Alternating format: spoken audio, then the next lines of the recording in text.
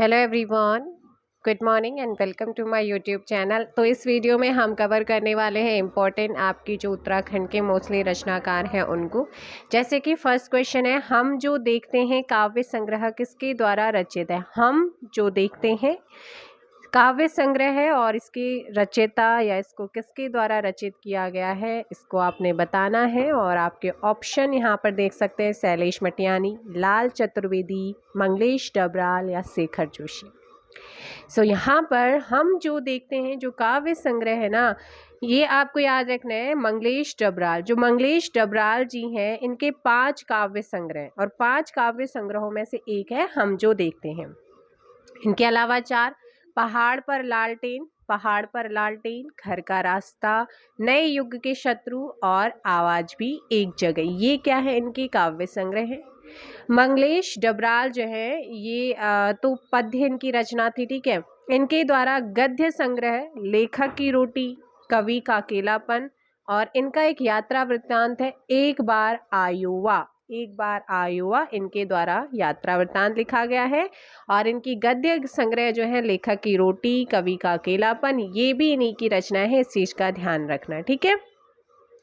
हम जो देखते हैं जो इनका काव्य संग्रह है ना, इसके लिए इन्हें सन 2000 में सन 2000 में साहित्य अकादमी पुरस्कार दिया जा चुका है, ठीक है। डबराल जी जो थे ना, ये संगतकार कविता गायन का लेखन किया करते। तो आपसे पूछा है कि इन्होंने किस प्रकार के कविता गायन का लेखन किया है, तो संगतकार का। किसका किया? संगतकार का किया। और इन्होंने किस वर्ष जनसत्ता अखबार में संपादक का काम भी किया था? 1983 में किया था, इस चीज़ का आप ध्यान रखेंगे। और देखो भाई, अगर मैं बात करूं इनका, इन्हें बिलोंग कहाँ से करते हैं पूछा जाता है, तो इनका जन्म 16 मई 1948 में टिहरी गढ़वाल की काफल पानी जो गांव है ना, काफल पानी गांव में, टिहरी गढ़वाल के काफल पानी गांव में 16 मई 1948 को हुआ था, इस चीज़ का ध्यान रखेंगे। और इनका देहांत रिसेंटली अभी हुआ है, 3 साल पहले 9 दिसंबर 2020 को इनका देहांत हुआ है। इनकी रचनाएं आपके लिए बहुत ज़्यादा इम्पोर्टेंट हैं। अब हम बात करते हैं नेक्स्ट क्वेश्चन की। आवाज भी एक जगह किसके द्वारा रचित काव्य संग्रह है? आवाज भी एक जगह किसके द्वारा रचित काव्य संग्रह है? गजानन माधव मुक्तिबोध, माखनलाल चतुर्वेदी, मित्रानंदन पंत, मंगलेश डबराल, कौन है इनमें से? जल्दी से आंसर दीजिए। और करेक्ट आंसर होगा मंगलेश डबराल, ऑप्शन डी आपका यहाँ पर सही होगा। नेक्स्ट क्वेश्चन है, माया सरोवर किसकी रचना है? माया सरोवर किसकी रचना है, ये आपसे पूछा गया है। ये एक उपन्यास है और आपके ऑप्शन है इस प्रकार: गौरा पंत शिवानी, पीताम्बर दत्त बथवाल, शैलेश मटियानी या मुंशी प्रेमचंद। सो ध्यान दीजिएगा, आपका जो उपन्यास है यहाँ पर माया सरोवर एक उपन्यास है और ये है शैलेश मटियानी का। शैलेश मटियानी के बारे में बता देती हूँ, इनका जन्म 1931 में हुआ था, अल्मोड़ा के बाड़ेछिना में। इनका मूल नाम आपको याद रखना है, इनका मूल नाम है रमेश चंद्र मटियानी। 2001 में शैलेश जी का निधन हो गया, 1931 में जन्म, 2001 में निधन। इनका मूल नाम याद रखिएगा, जैसे सुमित्रानंद पंत जी का गोसाई दत्त है, वैसे इनका रमेश चंद्र मटियानी है। ये जो है राज्य के आंचलिक कथाकार या कथा शिल्पी थे। आपसे पूछा जाएगा कि इनमें से कौन आंचलिक राज्य के कथाकार, आंचलिक कथाकार और कथा शिल्पी या कथा शिल्पी थे, तो आप याद रखेंगे रमेश चंद्र मटियानी, और इन्हीं को शैलेश मटियानी के नाम से आज आपके विख्यात है, फेमस है, ठीक है। अब बात करते हैं इनके उपन्यासों की। इनके उपन्यास सिर्फ आपका यहीं तक नहीं है कि माया सरोवर, इनके बहुत सारे उपन्यास हैं। डेट के मतलब कि आपको ईयर, जो कुछ कुछ का ईयर याद रखना है। जोसेफ की बोरीवली से फेमस है, कई बार पूछा गया है, बोरीवली से बोरी बंदर, जो 1959 में आया, लिखा था। और कबूतर खाना 1960 में इन्होंने लिखा था, ये भी इनका उपन्यास है। चौथी मुट्ठी भी इनका उपन्यास है। एक मुठ सरसों भी इनका उपन्यास है। भागे हुए लोग भी इनका क्या है, उपन्यास है। छोटे छोटे पक्षी 1977 में लिखा है इन्होंने, ऐसे ये भी इन्हीं का उपन्यास है। उगते सूरज की किरण, रामकली, 52 नदियों का संगम, मुठभेड़, चंद औरतों का शहर, चंद औरतों का शहर 1992 में आया था। तो ये इनके कुछ उपन्यास थे। कुछ अन्य उपन्यास भी हैं जैसे कि दो बूंद जल, कोई अजनबी नहीं, आकाश कितना अनंत है, जल तरंग, हौलदार, किस्सा नर्मदा बेन गंगूबाई, इनके उपन्यास है। मुख सरोवर के हंस, मुख सरोवर के हंस, बेला हुई अबीर, पुनर्जन्म के बाद, बर्फ गिर चुकने के बाद, सर्पगंधा, अर्धकुंभ की यात्रा, ये इनके द्वारा रचित रचनाएं या उपन्यास है। इनके कुछ निबंध संग्रह हैं जैसे कागज की नाव, यदा कदा, राष्ट्रभाषा का सवाल, लेखक की हैसियत, किसके राम कैसे राम, किसे पता, राष्ट्रीय शर्म का मतलब, कभी कभार, ये इनके द्वारा रचित निबंध संग्रह है। इनके बाल साहित्यों में बिल्ली के बच्चे, हाथी चींटी की लड़ाई, फूलों की नगरी, मुड़ मुड़कर मत देख, ये इनके क्या हैं, बाल साहित्य हैं। इनके अलावा इनके कुछ कहानी संग्रह हैं जैसे कि दो दुखों का एक सुख, जो 1966 में लिखित है। चील इनका कहानी संग्रह है। भविष्य और मिट्टी, हारा हुआ, बर्फ की चट्टानें, जंगल में मंगल, हथियारे, नाच जमूरे नाच, महाभोज, पोस्टमैन, सफ़र पर जाने से पहले, जुलूस, डब्बू मलंग है, रहमतुल्ला है, प्यास और पत्थर है, अर्धांगिनी है, ये इनके द्वारा रचित क्या है, कहानी संग्रह है।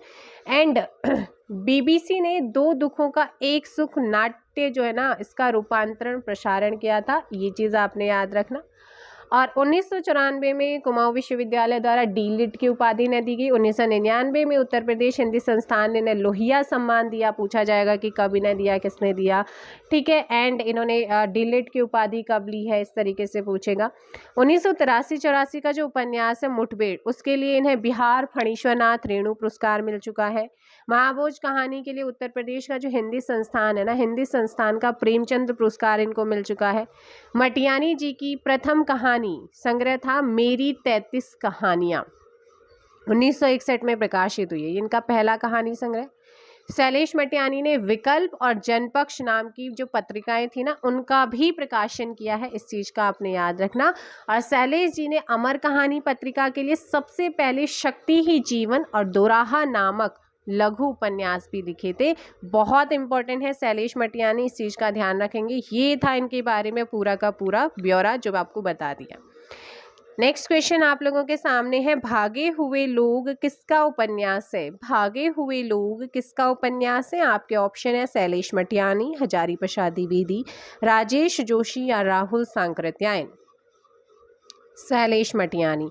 नेक्स्ट क्वेश्चन की हम बात करेंगे। यहाँ पर क्वेश्चन है आप लोगों का, बिल्ली के बच्चे, हाथी चींटी की लड़ाई, फूलों की नगरी, मुड़ मुड़कर मत देख, बाल साहित्य किसके द्वारा रचित रचनाएं हैं या बाल साहित्य है?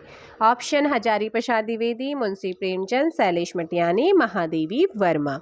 मैंने कहा इनके द्वारा बाल साहित्य है। बिल्ली के बच्चे, हाथी चींटी की लड़ाई, फूलों की नगरी, मुड़ मुड़कर मत देख, ये है शैलेश मटियानी जी, ऑप्शन सी। यह एक गद्य रचनाकार राज्य के आंचलिक कथाकार या कथा शिल्पी माने जाते हैं। 52 नदियों का संगम किसके द्वारा लिखित उपन्यास है? तो मैंने ये भी बताया कि 52 नदियों का संगम किसके द्वारा लिखित उपन्यास है। सो आपको ध्यान रखना है कि 52 नदियों का संगम है किसके द्वारा लिखित, राजेश जोशी, शैलेश मटियानी, खैर जोशी या शेखर कुमार। सो यहाँ पर करेक्ट आंसर हो जाएगा शैलेश मटियानी। ठीक है, शैलेश मटियानी आप लोगों ने यहाँ पर ध्यान रखना है। नेक्स्ट क्वेश्चन आप लोगों का है, निहार, रश्मि, निर्जा, सांध्य गीत, दीपशिखा। देखो भाई, निहार की बात करते हैं ना, तो ये 1930 का है। इनका क्रम आता है, जिन जिन का ईयर पूछा जा रहा है ना, वो आप रश्मि की बात करते हैं 1932, 2 साल बाद। निर्जा आया है 2 साल बाद, 2 साल का गैप चल रहा है। फिर सांध्य गीत आया है आपका यहाँ पर 1936 में। अब अगर आपको क्रम लगाने के लिए आ जाए ना, सिर्फ आप याद रखो निहार, रश्मि, निर्जा, सांध्य गीत, NRNS, निहार, रश्मि, निर्जा, सांध्य गीत, निहार, रश्मि, निर्जा, सांध्य गीत, 1930, 1932, 1934, 1936, 2 साल का यहाँ पर गैप। ठीक है। उसके बाद दीपशिखा, प्रथम आयाम और अग्नि रेखा, इनको आपने ध्यान रखना है। तो ये आप लोगों का किसकी रचनाएं हैं या किसके द्वारा रचित कविता संग्रह। यहाँ पर आपने निहार, रश्मि, निर्जा, सांदगी, दीपशिखा ये तो पढ़ा, साथ में प्रथम आयाम और अग्नि रेखा ये भी इनके द्वारा लिखित कविता संग्रह है। तो ये किसके द्वारा रचित है? महादेवी वर्मा के द्वारा रचित है। अब इनके द्वारा कुछ काव्य संकलन है। काव्य संकलन में यामा आता है, परिक्रमा, गीत पर्व, नीलांबरा। इनकी कहानी है गिल्लू। गिल्लू कहानी में गिलहरी का नाम क्या रखा गया? यहाँ पर गिल्लू रखा गया, इस चीज का ध्यान रखेंगे। इनके कुछ रेखा चित्र, इनके द्वारा कुछ रचित रेखा चित्र या संस्मरण है, जैसे कि अतीत के चलचित्र है, स्मृति की रेखाएं हैं, मेरा परिवार है, पथ के साथी। इनके कुछ निबंध संग्रह जैसे कि श्रृंखला की कड़ियाँ, आपदा, भारतीय संस्कृति के स्वर, संकल्पिता। इनकी गद्य रचना है चिंतन के क्षण। क्या है? चिंतन के क्षण किसकी रचना है? महादेवी वर्मा की। कैसी है? गद्य है। अब देखो भाई, बात करते हैं महादेवी जी की। तो रचनाएं आपने पढ़ी, ठीक है। इनका जन्म 26 मार्च 1907 में उत्तर प्रदेश के फर्रुखाबाद में होली के दिन होता है। इनके पिता श्री गोविंद प्रसाद और माता हेमरानी देवी। इन्हें आधुनिक मीरा के नाम से हम किसे जानते हैं? महादेवी वर्मा को जानते हैं। निराला जी ने इन्हें क्या कहा है? विशाल मंदिर की सरस्वती कहा है। तो आपसे पूछ लेगा कि विशाल मंदिर की सरस्वती महादेवी वर्मा को किसने कहा? निराला जी ने। इनका विवाह स्वरूप किसके साथ हुआ था? स्वरूप नारायण वर्मा के साथ। 8 वर्ष की उम्र में 12 मास नाम की इन्होंने कविता लिखी थी। तो आपसे पूछेगा कि 8 वर्ष की उम्र में इन्होंने किस नाम से कविता लिखी थी? 12 मास।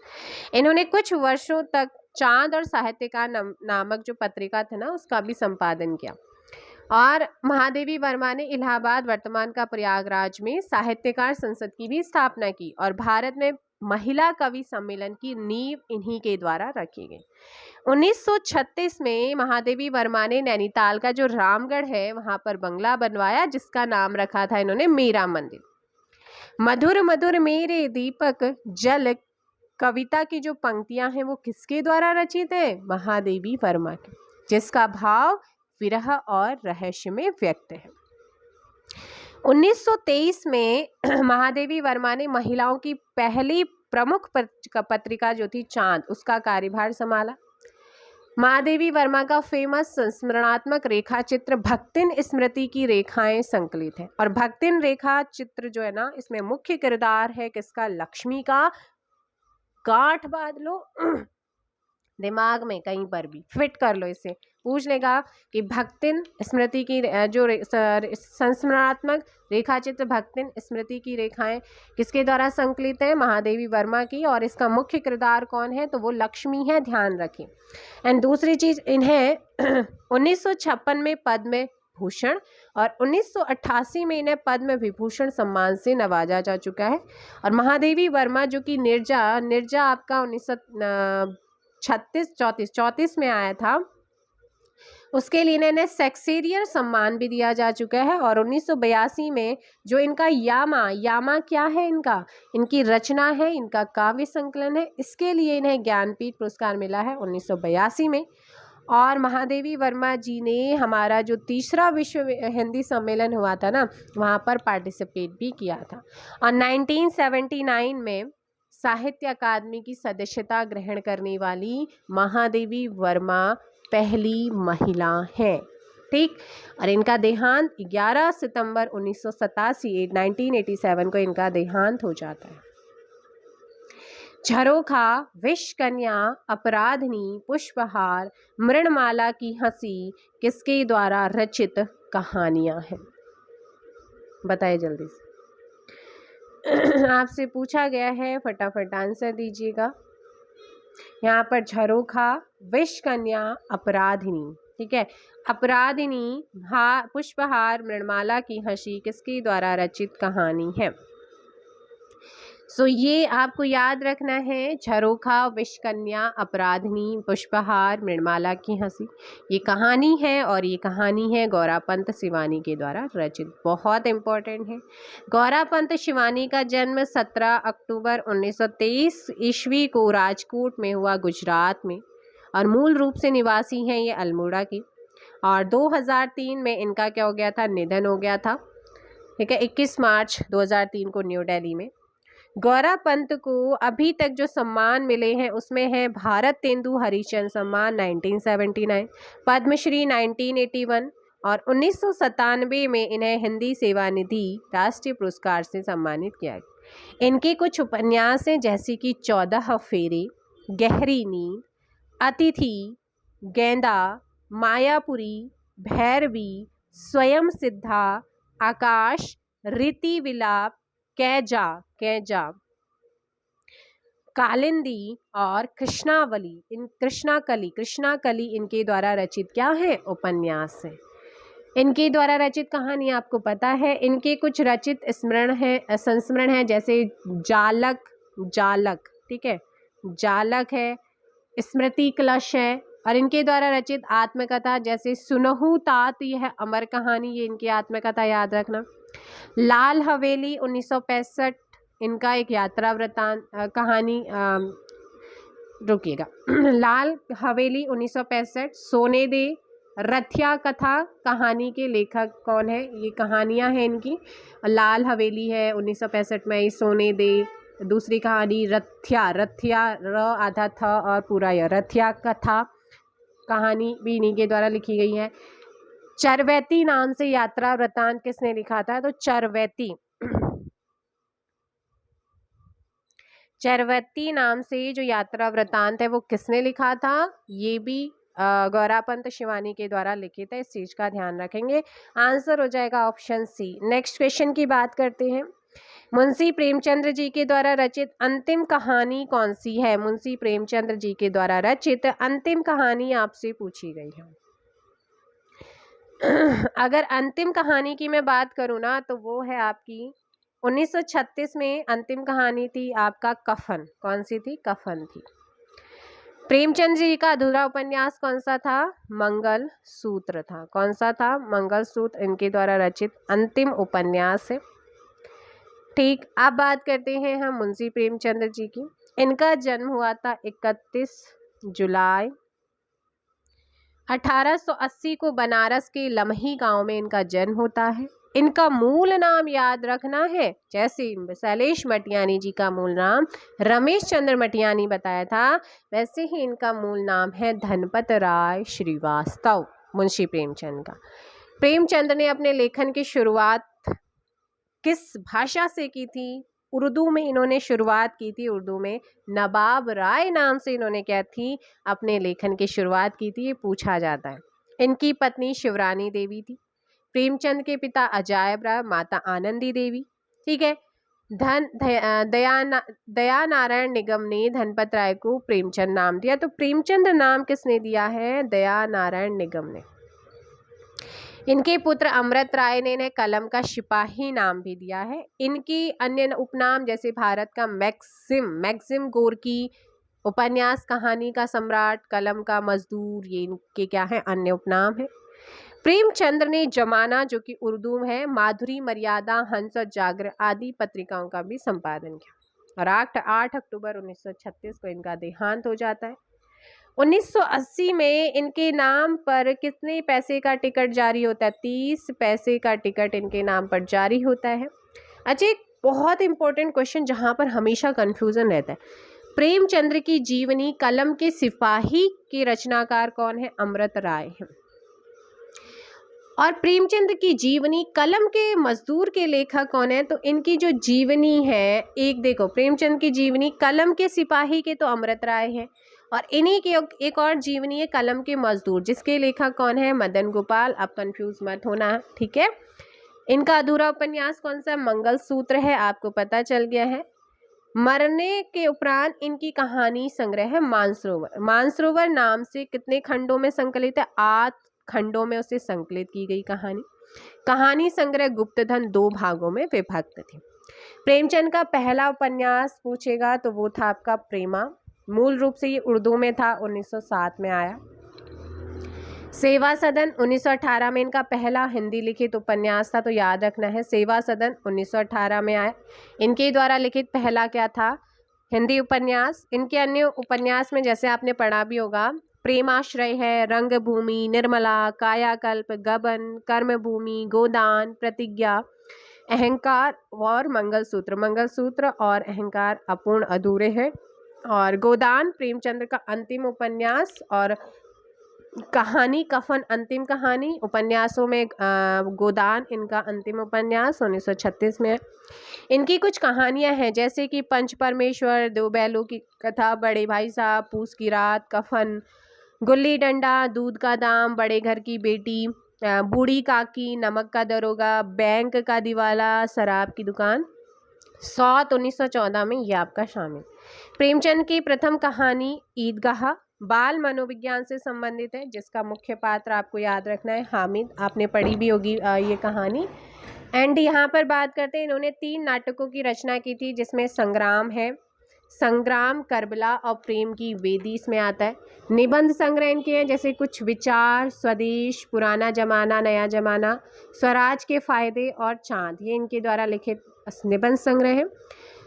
टॉलस्टॉय की कहानी और चांद की डिबिया इनकी अनुवादक रचनाएं हैं, आपको याद रखना है, पूछा जा सकता है। प्रेमचंद की कहानी नमक का दरोगा में मुख्य पात्र दरोगा कौन है? वंशीधर। देखो भाई, अब क्वेश्चन ऐसे ऐसे पूछ रहा है तो पढ़ना पड़ेगा। वंशीधर और पंडित आलोपीदीन, ठीक है।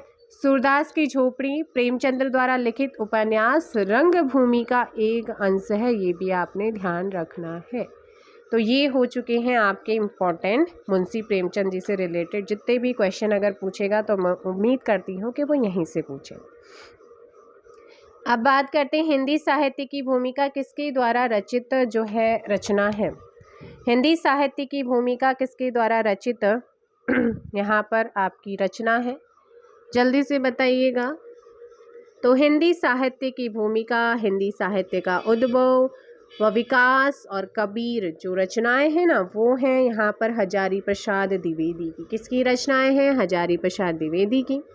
इनके द्वारा अशोक के फूल निबंध संग्रह है 1948, कल्पलता, विचार व वितर्क, कुटज, एक कुत्ता और एक मैना, नाखून क्यों बढ़ते हैं, ये भी इनके द्वारा लिखित या रचित निबंध संग्रह है। इसके अलावा इनके द्वारा कुछ उपन्यास जैसे बाण भट्ट की आत्मकथा 1946 में, चारू चंद्रलेख, पुनर्वा, अनाम दास का पोथा, ये इनके उपन्यास हैं। इनके आलोचनात्मक ग्रंथ जैसे सूर साहित्य, कबीर, हिंदी साहित्य की भूमिका, कालिदास की लालित्य योजना भी इनके द्वारा रचित आलोचनात्मक ग्रंथ है, ठीक। और इनकी जो ग्रंथावली है ना हजारी प्रसाद द्विवेदी की, कितने खंडों में विभक्त है? 11 खंडों में। और जो एक कुत्ता और एक मैना निबंध संग्रह ना, इसमें पशु पक्षी के प्रति मानवीय प्रेम को प्रदर्शित किया गया। हजारी प्रसाद द्विवेदी का जो निबंध कुटज में हिमालय पर्वत की जो ऊंचाई है उस पर उगने वाले जंगली फूल का वर्णन किया गया। शीरीष के फूल ललित निबंध संग्रह कल्पलता से लिया गया है, आपको ध्यान रखना है, ठीक है। तो ये तो हो गई इनके बारे में रचना है। अब देखिए, इन्हें 1957 में द्विवेदी जी को पद्म भूषण दिया गया। इनका जो जन्म है वो 1907 को उत्तर प्रदेश के बलिया के छपरा गांव में हुआ। इनके पिता का नाम अनमोल द्विवेदी, बचपन का नाम इनका याद रखना है वैद्यनाथ द्विवेदी था, हजारी प्रसाद द्विवेदी का। भाई इन क्वेश्चनों को आप ज़रूर क्या याद कीजिएगा, उपनाम, बचपन का नाम, ठीक है। और इनका देहांत 1979 में दिल्ली में हुआ था। इसके बाद हम बात करते हैं नेक्स्ट। तो ये तो हो गए भाई आज के इम्पोर्टेंट क्वेश्चन। नेक्स्ट वीडियो में भी हम बात करेंगे अदर्स की। बाकी जो आपका सिलेबस है ना, सिलेबस में जो आपका साहित्य वाले पोर्शन में जो लेखक राइटर्स के नेम दिए हैं ना, वो तो करा रही हूँ। बाकी जो आपका परीक्षा वाणी चल रही है उससे भी आप लोगों के क्वेश्चन चल ही रहे, ताकि यहाँ से सिलेबस के अकॉर्डिंग जो रचनाएँ हैं वो भी हो जाए और जो छूट जाएंगी वो भी आप लोगों की कवर हो जाए। सो मिलते हैं हम नेक्स्ट वीडियो में। फ़िलहाल के लिए इतना ही। Thank you so much. Bye bye, take care.